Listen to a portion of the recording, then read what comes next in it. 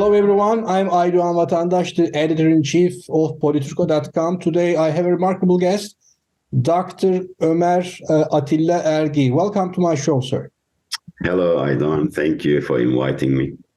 Sir, today I want to ask some questions about a British writer, Graham Hancock's Netflix documentary called Ancient Apocalypse.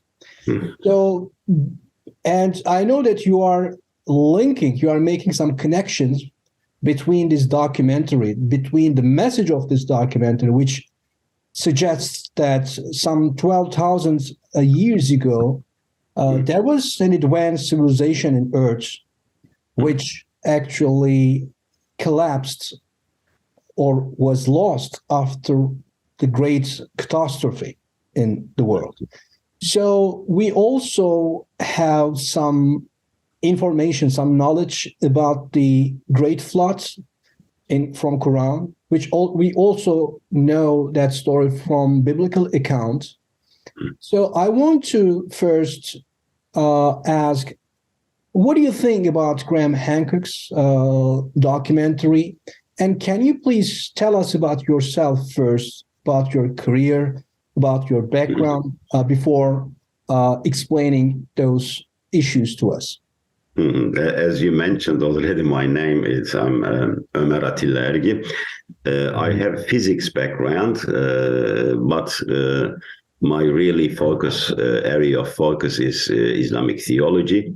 I did my master's in Islamic studies and my PhD on Islamic theology, philosophy. So that is my background. And in regards to Graham Hancock's... do you live somewhere, sir? Where do you live and where do you teach? I live in Australia, and currently I am a lecturer at Charles Sturt University in Australia. Yeah, and I teach Islamic theology. Yeah. Okay, so did you watch Graham Hancock's documentary? What do you think about it?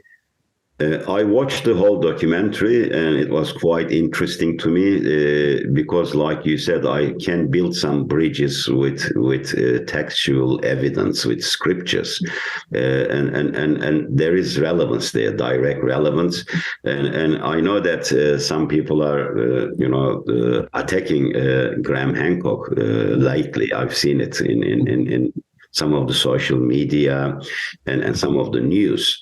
But I think Graham Hancock is onto something here. There is something valid there, and he does provide some evidence too. If I give you one example from myself, previously in the past, I used to think that when I read about the famous Noah's, floods in the scriptures, in the Qur'an, Bible, Torah, they all mention it. And I used to think that it was a catastrophe that occurred locally, maybe where, Noah lived, perhaps, around the Mesopotamia area. But Graham Hancock, in a way, changed my way of thinking.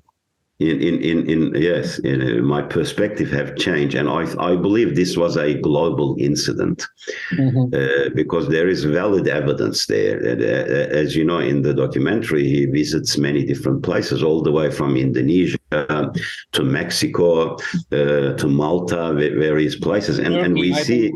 One of the most fascinating evidence is located in Turkey, in Şanlıurfa, Göbekli Tepe. Yes, Göbekli Tepe. Like in the past, we know that archaeology used to believe that, human civilizations, in regards to civilization, that terminology is important, goes back all the way about 5,000 years. We have the Sumerians, we have the Egyptians, probably 3,000-4,000 years back. But the discovery of Göbekli Tepe changed our perspective too. It's believed that it's about 12,000 year old. So we realized that, the era where we, defined as Stone Age, the people were more advanced than we think. And that's what's indicated there. And I'm pretty sure now that this catastrophe occurred globally, not locally.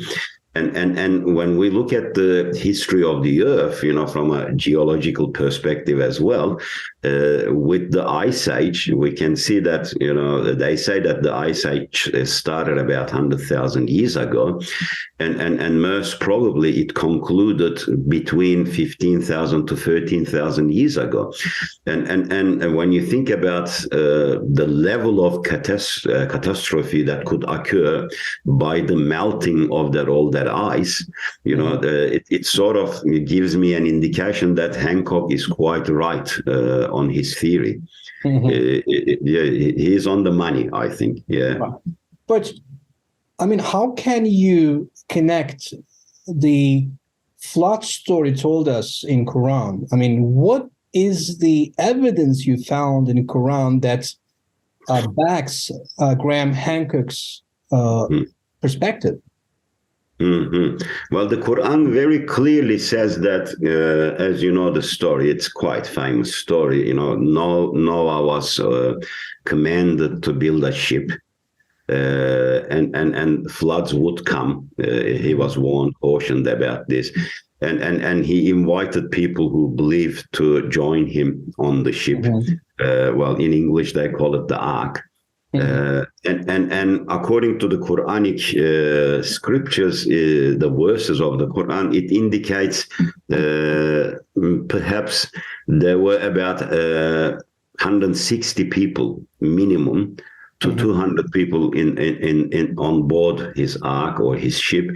And the interesting thing is that in the Quran is when we look at this ship, unlike it's depicted, by many religious, I can say, scholars, the ship is not really made up of, some primitive carpentry, like with wood, timber, and things like that, because Quran has a different interpretation of this. The Quran describes it differently. The Quran says there were sheets that joined together, and which reminds me of metallic objects, like iron, and the Quran uses the term, nails. Something similar to nails were used in the construction of this ship, and more importantly, for example, in chapter Hud 40, the verse clearly says that when our commandment came, the ship began to move and its oven began to boil. It uses this term, the Quran. So, can you repeat it again, sir? It's very interesting. The Quran says, I can say it this way: when our commandment came, the ship's oven began to boil. This is the terminology. It's oven, so oven. The term oven is used there. So this clearly indicates that this ship was not made up of timber, because there are two critical terminologies used in the Quran here. One of these is tennuru. Tennuru means oven in Arabic. And the other one is fevarat or fevaran, which means to boil up, flare up, like a fire. So this tells me that it was some form of a steam engine. It indicates to that, from my perspective. So what you are understanding from these verses is that actually this ship had an engine. It had an engine. It could be a steam engine because that's what it sounds like from our perspective. It doesn't matter because for example, if we just would decide to build a ship and we are going to use some engines for this ship, we cannot just make an engine in a few days or in a few months. Yes. We need some technological background. Of course. Is that correct, sir? Of course, there must have been some form of a build-up, a technological background, and this supports Hancock's story because this indicates to an advanced civilization that lived in the past. But when we look at the writings of the normal archaeology, it indicates that this was the era of the Stone Age.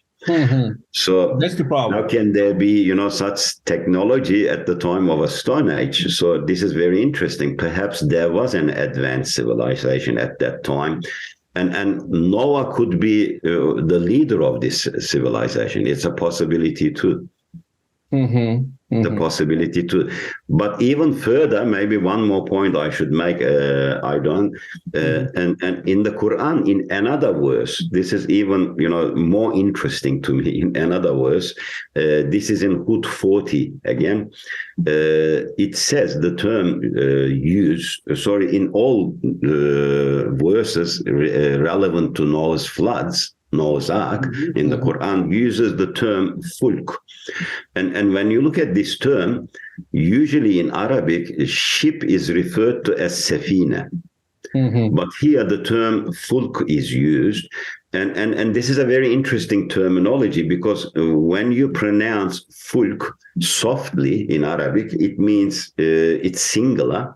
But if you pronounce it fulk, more strongly, it indicates to a fleet of ships. My goodness. So you're saying that actually Quran might mean fleet instead of a ship? Yes, so yes, a number of ships. A number of ships. So not only one ship. Yes, definitely. So there is an indication there were more than one ship there. It was a fleet of ships. So we can even use the term not Noah's Ark, but Noah's fleet. I think that would be more accurate terminology to use. This interpretation really backs, Graham Hancock's findings, because in his documentary, there are people with ships going different locations in the world to teach people, to help people. Right? Is that correct, sir? Yes, to build civilization again, because a lot of people have died, and they need to start from scratch. And I think that's what Graham Hancock implies there. There were people who were sent to different locations in the world to teach people how to start their civilization again, things like farming and various other things. And this is a clear indication that, well, first of all, the floods happened. And this makes sense to me quite, and we can provide evidence to this, because all geologists agree that an ice age occurred on Earth. And we all know what would happen after an ice age. It would certainly be followed by huge floods, because the oceans levels would rise, and all the vapor rising up would cause a lot of, rains to come down. So the floods are quite logical. And the important thing here is, was there a technology then? And what we see from the evidence, yes, there was some sort of a technology in the past. Maybe we may not be thinking along the same lines with Graham Hancock on only one issue. I think Graham Hancock is indicating that this technology may have belonged to a people of Atlantis. I think that's what he's really indicating too. I have a different view on that. I believe maybe what we define as Noah, in the scriptures, may have been the part of this, this people or this civilization. He may have even been their leaders. It's possibility, who had, advanced technology. This is a possibility as well. Can you repeat it again, sir? So you can go on, sir. Or maybe we can say that what I'm trying to say is this: maybe Noah's people, Noah's civilization, was actually the advanced civilization in history, and whether people can define that as Atlantis, I don't know. But I don't know. But our historical records indicates that Noah lived in that region, around the Mesopotamia. So that's close to Mediterranean, sea. So maybe this civilization, after Noah left with his fleet, may have, gone way below the sea level. because there are indications that we know in regards to Sodom, Gomorrah, some cities in the past as well. They have actually, after the catastrophe, they have the entire city has gone way below the level of sea level. They may have disappeared. So I think there needs to be a research, more thorough research done in this field, instead of just saying, this is pseudoscience, pseudo-archaeology, we don't accept it. Instead of just, getting rid of it like that, you don't just get rid of problems by just pushing them aside. You need to investigate them. And I think Graham Hancock challenges some of these people who are opposing him to a debate, on a live debate. And they are not accepting it. They are rejecting it. And this is an indication that Graham Hancock is onto something. So instead of rejecting him, maybe they should, accept his invitation, debate on the topic. And if they have the evidence, they should provide that. And they should say, you are wrong in this perspective. Is there any other verse in Quran which suggests that there were advanced civilizations in the past? There are many verses in the Quran. In fact, we talked about before Zulkarnain, right, who had the technology. It's mentioned in the Quran. For example, Sulaiman alayhi salam. When we look at some of the verses in regards to Solomon, Solomon was actually using air travel. We see this in the Quran. It's very clearly. In fact, there are some indications which I read somewhere. I think it was I can't remember exactly, but in Muhyiddin ibn Arabi's interpretation. Great Sufis. Yes, he says that the vehicle or the thing that he was traveling with, Sulaiman alayhi salam, the Solomon, he said it was something that was spinning. He uses that terminology. It was something that was spinning. So there are many verses in the Quran or the stories of prophets or other people who actually possessed advanced, technology, advanced civilization. What about that verse in the Surah of Anbiya? Maybe you can remember it better than me. So I have created many civilizations in the past which were superior than you. Do you remember that verse, sir? Can you? Yes. I remember that verse. Yes. The Quran mentions this very clearly. In Surah Anbiya, right? Yes, it was Surah Anbiya. It mentions it very clearly. There were advanced civilizations before you, according to the Quran, before us. And we don't know in regards to what advancement they made. But the Quran talks about people of Ad, and various other tribes, and it says here they were very advanced in some areas. So this is quite logical to me, and there must have been some civilizations in the past if humanity has been around for a long time. Even from an evolutionist perspective, when we look, human beings may have been around for 800,000 years. So this is a long time. And it would be illogical to assume that we have only made these advancements in science and technology within the last 100 or 200 years or 300 years. Okay. Yes. Can you also remind us the story of Zulkarnain to us? Yes. Zulkarnain is mentioned in chapter Kaf in the Quran, and in chapter Kaf, the verses in the Quran very clearly says that Zulkarnain was given some sort of a technology. It indicates it very clearly. We know that he worked with iron. There is no doubt about that. He worked with copper as well. These are all indications of a technology. And the Quran says he made these interesting journeys.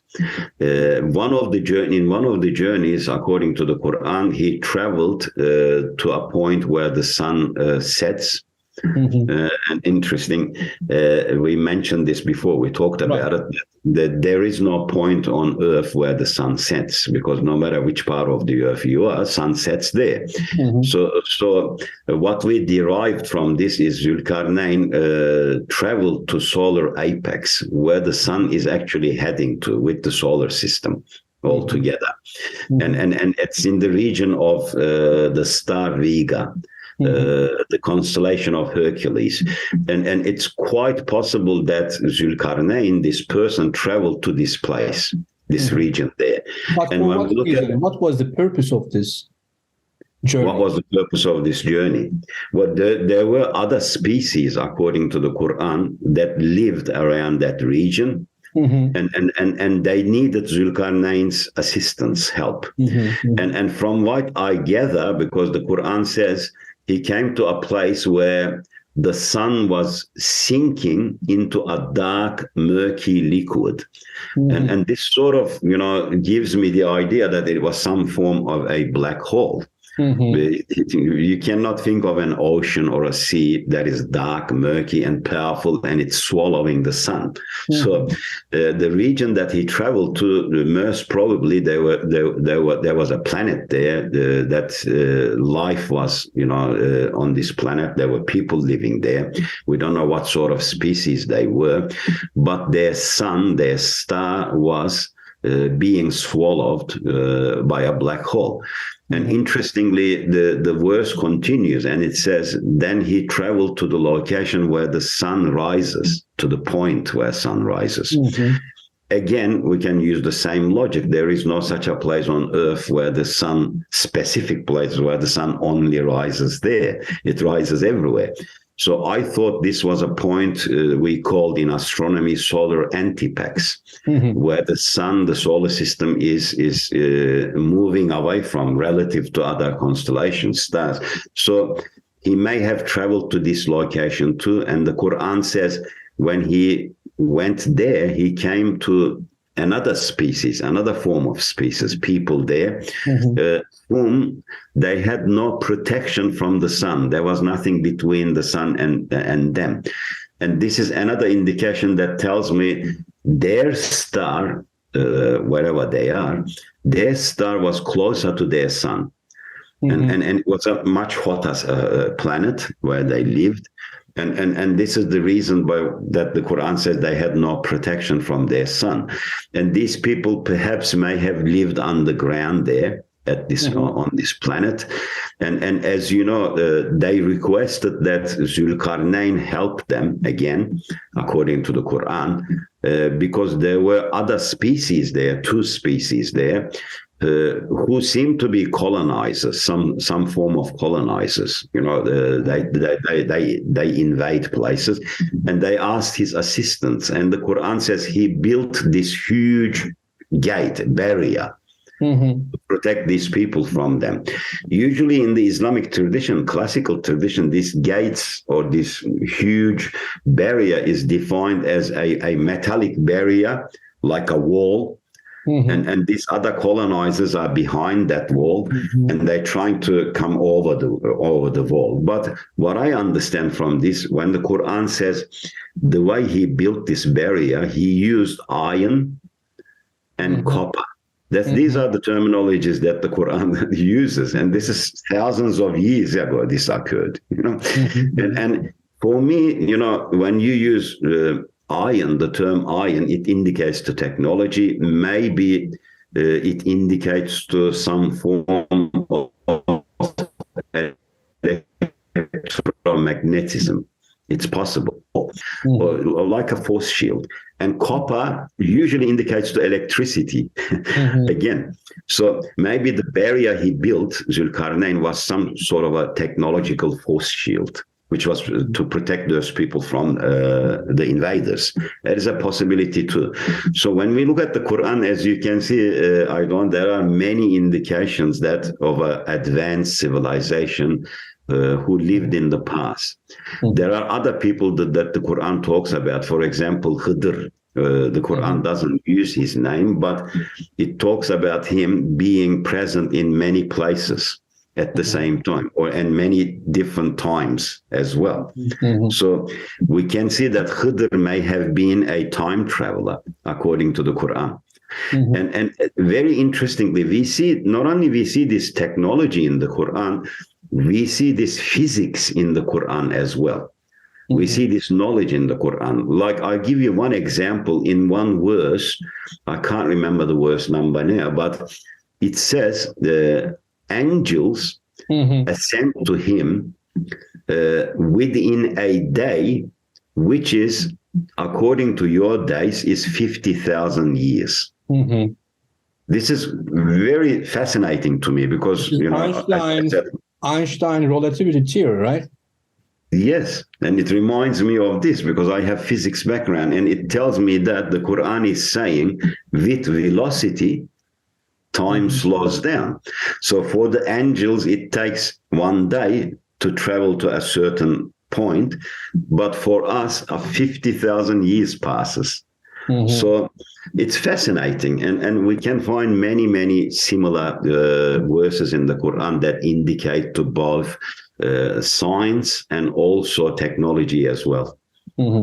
Yes. Dr. Ergit, thank you so much for your time. Thank you. It was really a fascinating, very stimulating conversation. Thank you so much, sir. Thank you. Thank you for the invitation.